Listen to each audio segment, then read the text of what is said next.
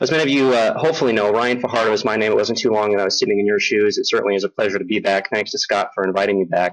As you can see in this slide, I'm now at Michigan State University in the land of eternal winter, as I've discovered. And my first visit back, the visitor center was not as painful as I thought it would be. We're going to have to press to get through this in 30 minutes, so I'm just going to launch right into it. It's perhaps relevant. We're beginning the first major organ system talk with the shoulder. Of all the exams you may be asked to do, the shoulder is one of those that's increasing in relevance. And certainly if you're in a place like Europe where cost efficiency is becoming very important, you do a lot of shoulder ultrasound. First, I'd like to give some credit to my sonographer. I do have one. It's been a great experience, but the sole proprietor of Great Lakes Musculoskeletal Ultrasound is Veronica Rodriguez. She played a role in obtaining most of the images that I have to show you today. The outline for the talk will include a few brief overview points, then we'll go into technique. We'll spend a lot of time looking at normal sonographic anatomy, all the components of the exam. A notable exception here is the pectoralis major tendon. Despite some great images that I had and provided by Scott Campbell, there just is not time. We can go over the pec major at the, in the hands-on portion of the course. We'll then also look at some relevant pathology. So first, an overview. Why really bother with this whole ultrasound business? We have MRI, and that's a pretty good study. And the bottom line is that ultrasound is a good test. In fact, recent data obtained with modern high-frequency transducers, this was published at the University of Michigan by John Jacobson as of 2009.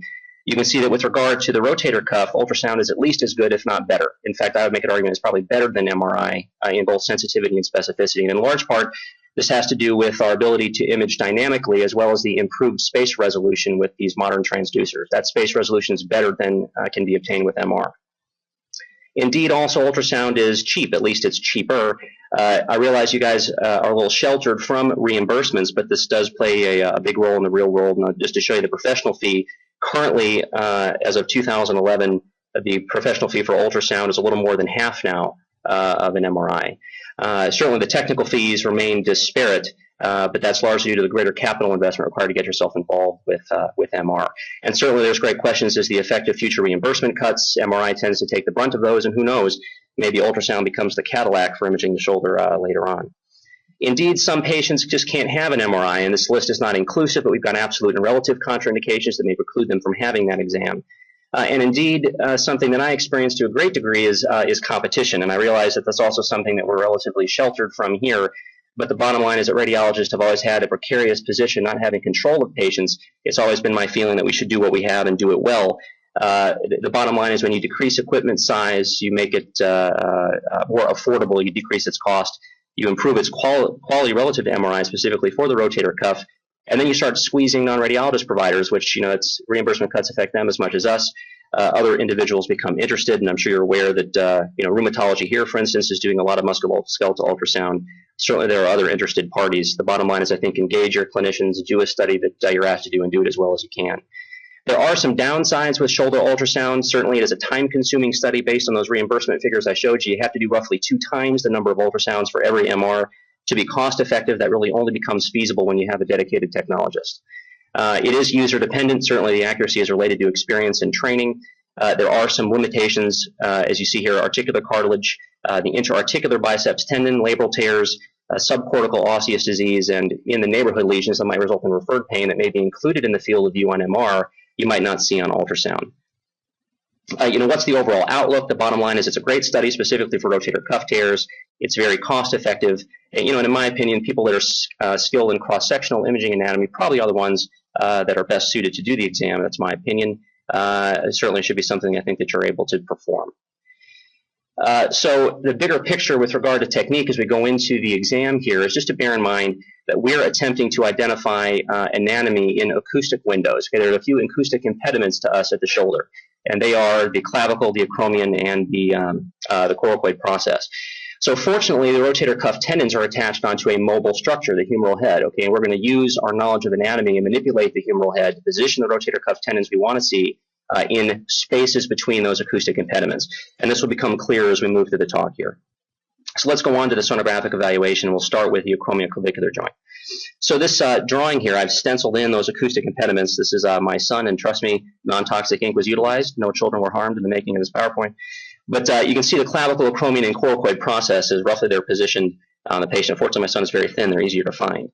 We're going to start examining the acromioclavicular joint by placing our probe in a dorsal orientation thusly. Okay, our representative image will look something like this, where you recognize normal and smooth margins of both the clavicle and the acromion and a relative uniform thickness and also uniform in echogenicity dorsal acromioclavicular joint capsule. Now, throughout the course, I'm going to show you representative images, but recognize that real time what you're doing is you're trying to image the entirety of the AC joint. Okay, you're sweeping your probe posterior and anterior. Okay, one of the powers of ultrasound obviously is our ability to image dynamically. Okay, and one of the things you can do is to do a cross-shoulder adduction test, referred to as the scarf test by sonographers. This simply implies having the patient grab their contralateral shoulder while you're watching. What you're looking for is movement at the acromioclavicular joint. Okay, asymmetric widening, narrowing, or offset, which may imply some instability. But certainly, and perhaps more importantly, our ability to assess impingement is something that can't be done with MR, but you can do it quite well with ultrasound. So if we place our probe at the lateral margin of the acromion in a static position, we'll obtain an image that looks something like this. And you can see the shadowing acromion. There's the supraspinatus tendon in this case, inserting onto its footplate at the humeral head. We can also identify other anatomy. In red here, you see the deltoid, the lateral deltoid fibers in this case. Indeed, the decompressed normal subacromial subdeltoid bursal tissue. In fact, I didn't point this out, but here is some articular cartilage at the humeral head, which has a characteristic iso to slightly hypoechoic fibrillar appearance. So what we're going to do is, while we're watching with the probe in that position, we're going to have the patient abduct their arm. So probe remains stationary, patient abducts their arm, and what we're looking to see is smooth sliding of bursal tissue and rotator cuff underneath the acromion. Okay, so you'll notice in this case, all we've got is echogenic humeral head and acromion. I didn't show you the video due to some difficulties, but the bottom line is you want to make sure that there is no hang-up of bursal tissue or rotator cuff tissue. You want to make sure it doesn't catch on the acromion. Certainly if you do see some catching of that tissue and some pain, you would have diagnosed primary impingement in that case. Again, something that really can't be done well with MRI. So moving our attention to the biceps tendon, we're going to begin by looking for its myotendinous junction. And in general, your orientation for the probe will be parallel to your humeral shaft. So placing the probe roughly in this position, we would expect to find an image that looks something like this. In red, you see the myotendinous junction of the biceps tendon with some overlying deltoid tissue. And merely what we're going to do, and certainly I think if it's easier for you to identify the tendon first, you could begin in a higher orientation shown by probe position here. And here you see a more recognizable biceps tendon. Now, we had a fantastic lecture on ultrasound physics. So I'll just emphasize that tendons really in all areas of the body image in an identical fashion. Okay, they should be relatively uniform in thickness, and they have a characteristic collagen architecture. Okay, densely ordered bundles of collagen will image to us as alternating bands of increased and decreased echogenicity subject to anisotropy. Okay, so recognize here that even though we have a little pseudo thickening of that tendon as it enters the peripheral rotator interval, okay, so that's up here, the tendon is otherwise uniform in thickness and uniform in its echogenicity. So to attempt to image the interarticular segment of the portion of the biceps tendon in the peripheral rotator interval, we're going to angle our probe towards the superior glenoid. And you may find it helpful to actually have a little anterior rotation of the humeral head. Okay, that is, if you just have them move their elbow back a little bit, this will rotate this portion of the biceps tendon forward for you. But essentially your job is, you know where the superior glenoid is located, aim your probe towards it, you might get a representative image that looks something like this. Now again, due to anisotropy, we've got oblique orientation of the course of the biceps tendon. This is challenging to see. It's often hypoechoic. Here in red, denoted by my technologists and calipers there, you can see the interarticular segment to its insertion on the superior glenoid. I think in my hands, I find this quite challenging to obtain, but she routinely gets pretty good images of the biceps tendon. So our short axis views of the biceps will be obtained by rotating our probe 90 degrees to that shown for long axis imaging. So at the upper part of the humerus, we should get an image that looks something like this, where we see a ovoid, uniform biceps tendon positioned symmetrically within the biceps groove. Moving slightly cephalad, we're going to start angling our probe in the expected course of the biceps tendon. And at the upper margin of the biceps groove, we should see this appearance where we've got the biceps tendon positioned at the lateral margin of the lesser tuberosity. And indeed, we also see some of the peripheral fibers of the subscapularis. Now, again, at this point, to get your bearings, I'll just show you a representative MR image, and you'll be stricken by how similar these things are. Here's an axial fat-suppressed T2-weighted MR showing the biceps tendon in a similar position. And here we've got some subscapularis tendon tissue, albeit somewhat more redundant, as the patient is internally rotated on that image. Moving our probe slightly more cephalad, and again obliquing a little bit more in plane with our expected course of the biceps, we can start to see some of that peripheral rotator interval biceps tissue. Here you can see the biceps tendon free of its osseous margins of the biceps groove, and indeed you've got some of the peripheral fibers of the subscap here in yellow. There are your peripheral fibers of the supraspinatus, and indeed in blue, hopefully that projects well, you can see some of those fibers of the transverse humeral ligament really making up fibers of the subscapularis and also coracohumeral ligament. In yellow there's overlying deltoid tissue, and then there's your decompressed subacromial subdeltoid bursa. All right, so let's from there move into the rotator cuff, and the first tendon we're going to spend our attention looking at is the subscapularis tendon. You'll find that imaging the subscapularis is best performed with the patient's arm externally rotated, okay, and this makes sense. The subscapularis attaches onto an anteromedial structure, the lesser tuberosity, and so in order to expose the majority of the subscap tendon, you like to have your patient externally rotated. Now, realistically, real-time imaging, you're doing this dynamically, and so some internal and external rotation is often useful, depending on how much you want to profile the lesser tuberosity itself. Your marker for imaging the subscapularis is going to be the coracoid process. Okay, so we're going to take the probe and position it roughly horizontal in orientation. Okay, bear in mind that the subscapularis does have a bit of a caudal to cranial orientation as it extends peripherally, so you might need to angle your probe, but I think if you start here, you'll get a pretty good image. The resultant sonographic image looks something like this, where in red you see the shadowing coracoid process. The green line represents the articular surface of the humeral head, and in yellow, the foot plate for the subscapularis tendon at the lesser tuberosity. And then there I've included in red both some of the bursal tissue, but also the fibers of the subscapularis tendon there. Here's another long axis view, and just to give you a representative MR, it looks quite analogous, where you see the subscapularis tendon interposed between coracoid and articular surface of the humeral head. Now, one of the things I think I want to bear in mind, and again, I'm giving you representative images, but just recognize that the subscapularis tendon is shown on this fat-suppressed T2-weighted image has a broad foot plate. And again, for some reason, this is not extending superiorly enough. But nonetheless, it just emphasizes that the subscapularis tendon has a craniocaudal dimension, around 2 centimeters from top to bottom at its footprint. So real time, you're sweeping your probe cranially and caudally to make sure you cover the entirety of that subscapularis tendon. Okay, and here, just for an example, these are some more inferior insertional fibers of the subscapularis obtained in short axis.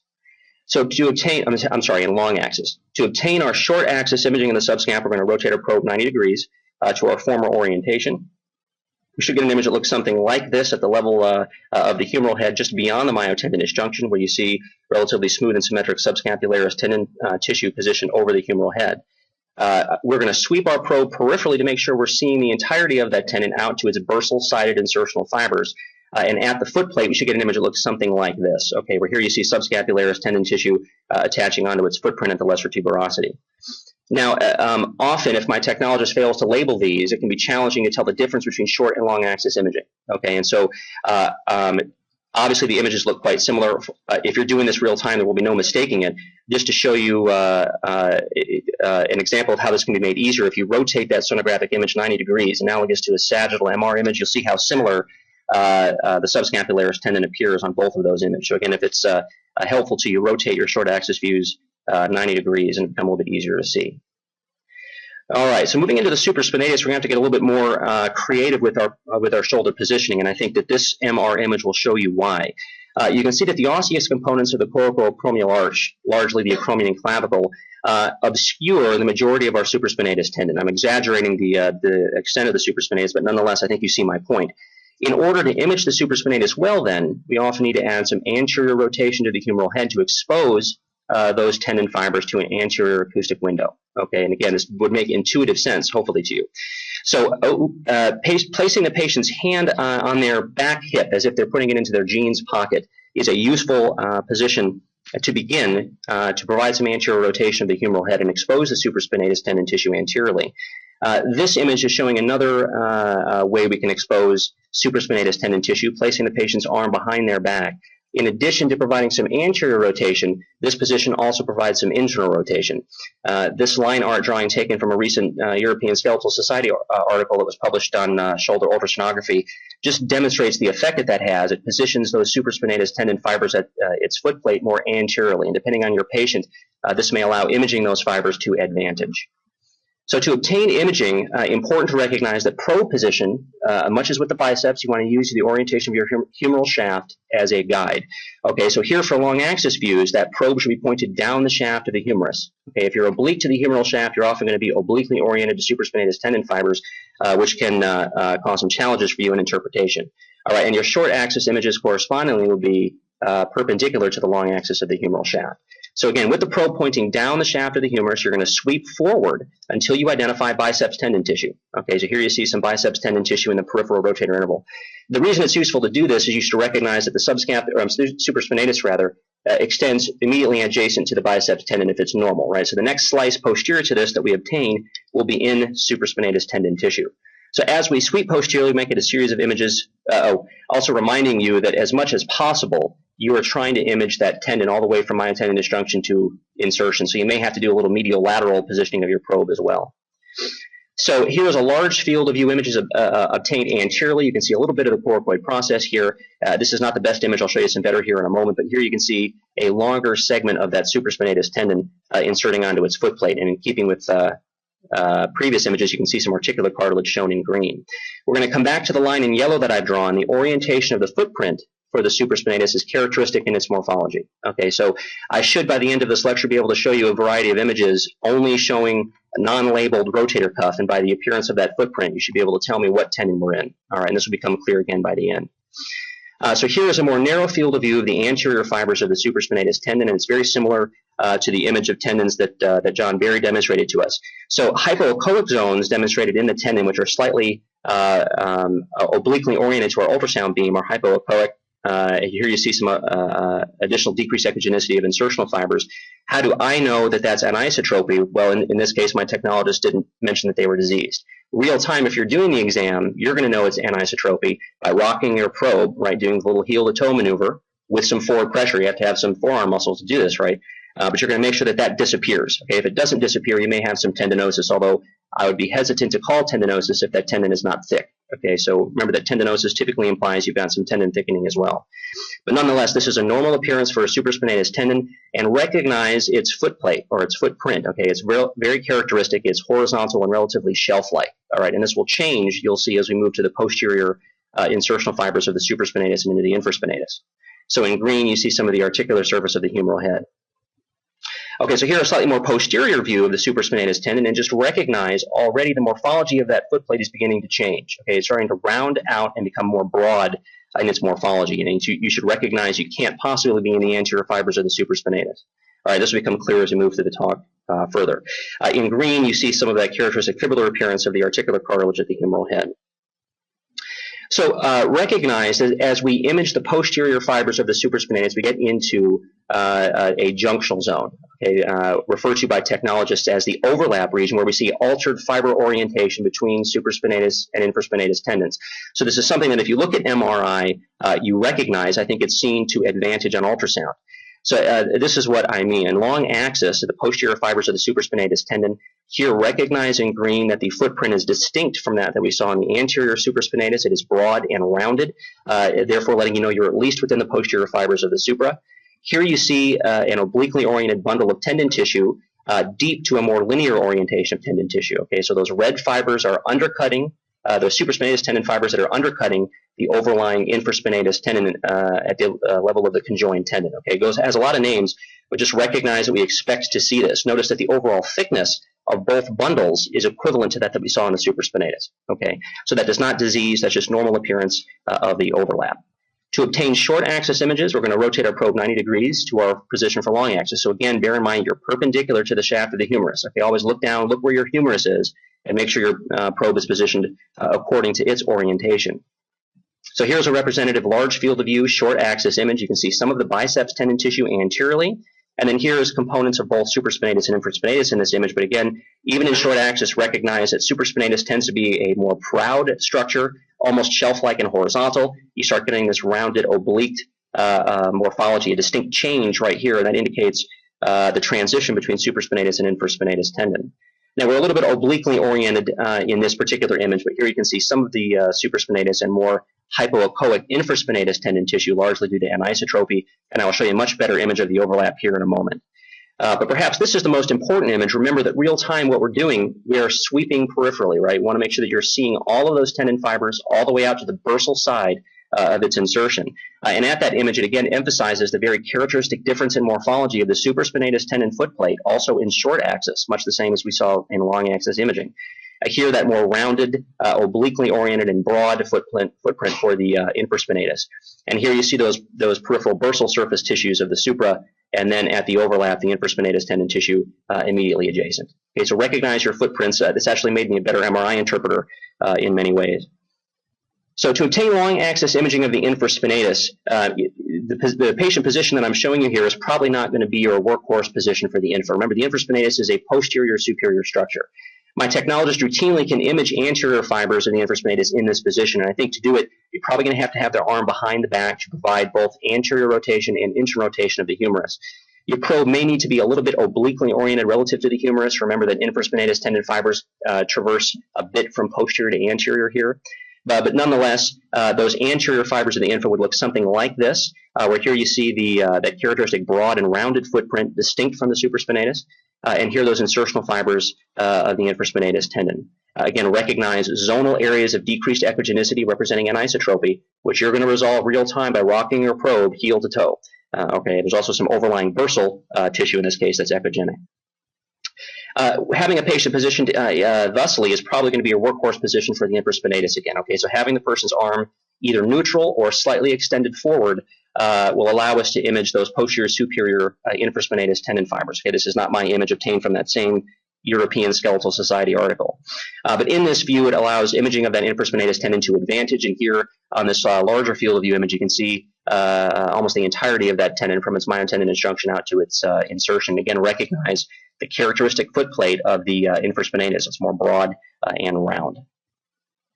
So again, you're going to probably use the person's arm neutral, slightly forward extension with posterior imaging to image the infraspinatus, but you can get some short axis views with the patient's arm in a position useful for the supraspinatus. So shown here are short axis views we obtained by rotating our probe 90 degrees, and we should get some images that look something like this. Again, recognize the characteristic footprint of the supraspinatus, horizontal, prominent, shelf-like, versus that sloped, broad, whatever, lots of words, but recognize there's a characteristic change in morphology. And this shows the overlap to advantage, by the way. So here's a short axis view of those insertional fibers of the supra. And then here you see clearly the infraspinatus tendon fibers as they pass over the supra in the region of the conjoined tendon. So moving on to another important point of the examination, much the same as you would with MRI, one of the things that's useful for your orthopedic surgeons is to note how atrophied tendon tissue is if there is a tear. So certainly this affects the ability to repair a torn tendon if there is severe atrophy present. So our marker for identifying muscle morphology for the supraspinatus, infraspinatus, and teres minor will include the scapular spine. Okay, this is something in most patients that should be easily palpable. Just to show you a representative long axis view of the supraspinatus, if we place our probe parallel to the scapular spine, we should be immediately over the supraspinatus fossa and get an image that looks something like this, where you see characteristic muscle architecture of the supraspinatus, which typically is hypoechoic tissue with alternating bands of increased echogenicity representing fascial elements and so on. But this is the normal appearance of the supraspinatus at that level. And here you see some overlying fibers likely consisting of either trapezius or posterior deltoid, likely trapezius at that position. So just some representative short axis views of infraspinatus and teres minor. We're merely going to move our probe inferior to the scapular spine. Okay, and I'm not showing you long axis for the sake of time, but I think short axis emphasizes, and this image is rotated 90 degrees, but at the scapular body posteriorly there are characteristic fossae for the infraspinatus and teres minor. I think short axis imaging also gives you comparative views of both muscle groups, making it easier to see if one of those two muscles were atrophied. In blue, there is some overlying posterior deltoid tissue and some subcutaneous fat. So recognize that we can, if attention is given to the posterior joint, see the labrum and see it quite well. In fact, that's something that will take you some time if you're doing it real time. My technologist is quite adept at showing me images of the posterior labrum. In fact, she keeps calling tears, and often I have to take her word for it, but sometimes they're very evident. So here, recognize if we get a long axis image of the posterior glenohumeral joint. Okay, so recognize in white you can see the echogenic surfaces of the humeral head and posterior glenoid. You can see a triangular hypoechoic structure that can represent nothing other than the posterior glenoid labrum. And again, real time in a thin patient, this actually be easier than I'm showing you here. It's a little bit tough to see on static grayscale images, but nonetheless, I think you can see it there. And certainly recognize that even though you may be challenged in finding the labrum, if there's a large paralabral cyst as a secondary finding for a labral tear, you're going to see it back here. I don't think there'll be much challenge there. So let's move on to the end of the talk with some pathologic cases. And it's not often that we get cases in rapid succession where there is an ultrasound done and then an MR. I think most of our orthopedic surgeons trust MR. We do have a couple of young guys that trained with MR, and I think before they go in and operate, they like to have the MR in addition. But what it's done for me is to show the power of ultrasound, and in fact that it's better in many ways than MR.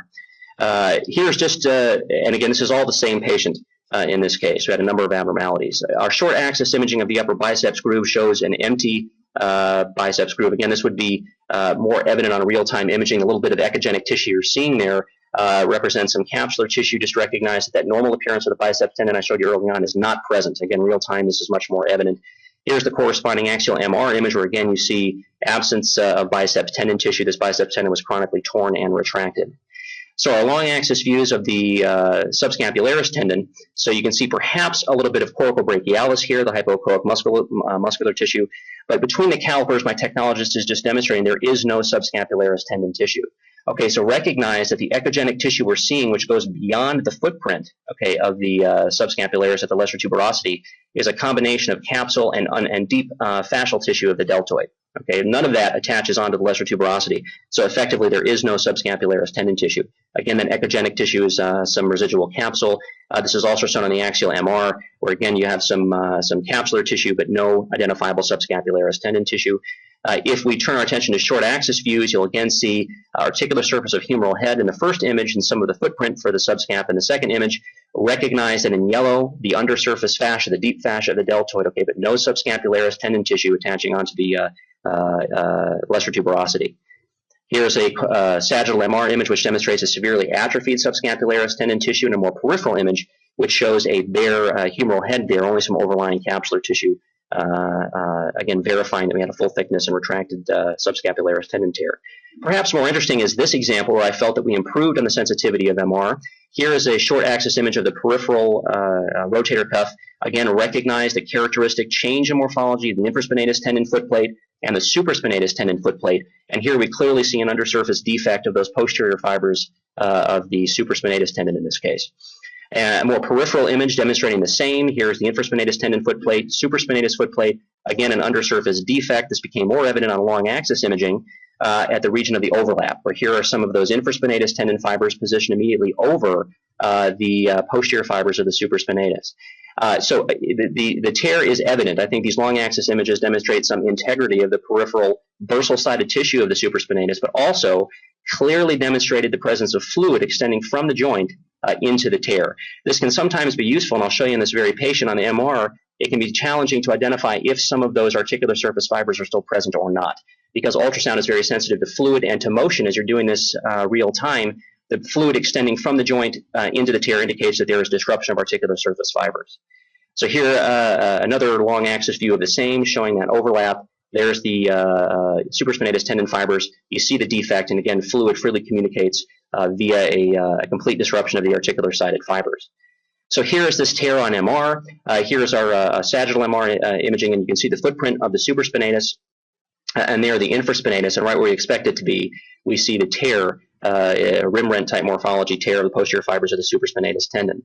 On long axis imaging, we see the same, but again, recognize that I think you might be hard-pressed to distinguish disruption of the articular-sided fibers here. It almost looks like there's a little bundle of fibers that are hanging on for dear life at the central fiber or central footplate of the supraspinatus tendon, and ultrasound actually improved our ability to depict complete disruption there. Did that matter for the patient? Well, probably not, but still I think ultrasound was actually easier to interpret in that case.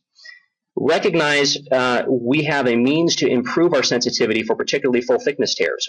Don't forget dynamics. We can scan the shoulder with resisted abduction, so we place our hand at the patient's elbow in roughly the position of the blue arrow there and have them gently abduct while we're imaging the rotator cuff. Right, if there's a full thickness cuff tear, you're going to see retraction because you're increasing the tone of those rotator cuff tendon tissue. So just moving into other relevant pathology that you're likely to find, clearly the acromioclavicular joint is commonly diseased. Some of the things you're likely to find are marginal osteophytes, as you see here at the peripheral margin of the acromion. On the right compared to the left, you also see some heterogeneity and thickening of the acromioclavicular joint capsule. This particular case became more interesting when we imaged dynamically. So the two paired images on the top there show irregularity in the margins of the acromioclavicular joint and also slight asymmetric widening compared to the left. But when we imaged dynamically, you can see that there was further widening of the right acromioclavicular joint compared to the left, which maintained a symmetric orientation compared to its neutral view above, indicating that there was some mild instability at that joint. Certainly the biceps tendon tissue is commonly diseased as well. Here's another example of a torn retracted biceps tendon. Obviously real time, if you don't see biceps tendon tissue here, you want to find it. Here it is at the level of the upper humerus, retracted with some abnormal tenosynovial joint fluid. The thickening, of course, is part and parcel with its retraction. In that same patient, we also found, similar to the previous case, perhaps there is some subscap tissue here on the long axis view of the subscapularis, but essentially between the calipers denoted by the technologist, there really was no identifiable subscap tendon tissue. On our short axis view, I want to emphasize that the echogenic tissue you're looking at does not ever insert onto the foot plate. Okay, that's just the deep fascia of the deltoid. Okay, don't mistake that for rotator cuff tissue. In this case, deep to it, where we should be seeing subscapularis attaching onto its footprint, there is none. Okay, so this is a full thickness tear of the subscapularis. Here's an example of a subluxated biceps tendon with some partial tearing at the peripheral margin of the lesser tuberosity. Again, remember dynamics on real-time imaging in a little internal and external rotation, particularly internal rotation, will often stress these fibers, and if it wasn't subluxated on neutral with a little internal rotation, you'll often see it pop over the outer margin of that lesser tuberosity in this case. And certainly in the same patient here, you'd expect to find some abnormal tenosynovial fluid in the sheath of that tendon. Here's an example of a long axis view of the biceps tendon demonstrating some asymmetric thickening of its peripheral interarticular segment. Again, much as with the Achilles tendon, recognize, and this is also true in MR, by the way, that tendinosis is diagnosed by a thick tendon even with normal signal intensity or architecture. Okay, too thick is indicative of mild tendinosis, and in this case, that biceps tendon there is asymmetrically thickened, compatible with tendinosis. In the same patient, again, albeit challenging, this interarticular biceps tendon tissue is just a little bit too fat. Okay, so in that same patient, tendinosis of the interarticular segment as well. Here's just an example of a full thickness tear. Here in short axis, you can see it already at the myotendinous junction, or just beyond it rather. We've got abnormal attenuation of those posterior fibers of the supraspinatus. Okay, so we expect to find worse disease peripherally, and sure enough, as we scan peripherally, we see that there's a sizable defect in that supraspinatus tendon. Recognize again, undersurface tissue of the deltoid, that fascial interface of the deltoid is echogenic. Okay, but that's not rotator cuff tendon tissue. So here's a more peripheral image out of those bursal insertional fibers. Again, recognize the red arrows are pointing to the deep fascia of the deltoid. Between the two calipers, there is no identifiable rotator cuff tendon tissue. Okay, so we've identified a full thickness tear of the supraspinatus tendon. Here on long axis images, the two red arrows point to the margins, the central and the peripheral margin of the footprint of the supraspinatus. Okay, so we should be seeing supraspinatus tendon tissue from here all the way to here. And recognize that you've got that echogenic undersurface fascia of the deltoid, but no supraspinatus tendon tissue at all where we should be seeing it. Okay, so a full thickness tear of the supraspinatus. Certainly some various examples of tendinosis, as I've emphasized. We should be seeing a tendon that is too thick. Recognize that as being a markedly thickened tendon. And the hypoechoic regions that I'm demonstrating to you did not resolve right, on real-time imaging. Therefore, that area of decreased echogenicity represents tendinosis and not anisotropy in this case. Here's another example of an infraspinatus that's just too thick. Although more subtle in this case, this infraspinatus tendon was too thick, and again, areas of decreased echogenicity, in this case within tendon fibers that should be positioned perpendicular to ultrasound beams, did not resolve with dynamic manipulation of our probe, i.e. tendinosis, okay, not anisotropy. Certainly, ultrasound is exquisite for identifying fluid. Our ability to detect bursal fluid is great. In this particular case, you can see some abnormal fluid in the anteriormost portions of the subacromial subdeltoid bursa, likely the subcoracoid bursa at this location. But nonetheless, this person had a bursitis. Here are some examples of atrophy in the expected locations of the infraspinatus and supraspinatus fossa. We don't see that normal muscle architecture. In fact, these two images look more like hepatic tissue, if anything, very coarse in echotexture and increase in echogenicity. And if you look closely, you can see some asymmetric bundles of tissue that are even more echogenic. Okay, and those represent your severely atrophied infra and supraspinatus muscular tissue with some adjacent peritendinous fat. Now, again, that this finding would be useful for your orthopedic surgeon to know about. Certainly, calcific tendinitis is something that we see well on ultrasound. It doesn't always shadow, but often does. Here in short axis within the anterior fibers of the supraspinatus, you see a large globular region of shadowing material of increased echogenicity representing calcium hydroxyapatite. Here a long longitudinal segment of calcification that doesn't shadow as much. And then here again another view of increased echogenicity foci within the fibers of the supraspinatus. So in conclusion, we've kind of had a whirlwind tour of shoulder ultrasonography where I've attempted to stress the relevance of the examination and also spent a lot of time of looking at technique, how to perform the study with attention to normal anatomy and some relevant pathology. So I hope that was elucidative to you, and thank you for your time.